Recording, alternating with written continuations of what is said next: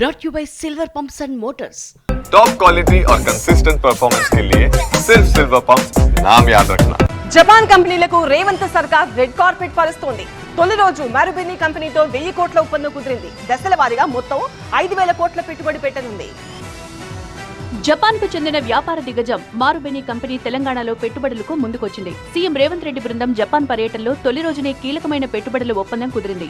Hyderabad future సిటీలో next generation industrial park ను ఏర్పాటు చేసేందుకు మారుబెని కంపెనీ సంసిద్ధత వ్యక్తం చేసింది. టోక్యోలో ఆ కంపెనీ ప్రతినిధులు సీఎం రేవంత్ రెడ్డిని కలిశారు. ఇండస్ట్రియల్ పార్క్ ఏర్పాటుకు సంబంధించిన ప్రతిపాదనలు, పెట్టుబడులపై చర్చించారు. దాదాపు 1000 కోట్ల ప్రారంభ పెట్టుబడులతో మారుబెని కంపెనీ ఈ ప్రాజెక్టును చేపట్టనుంది.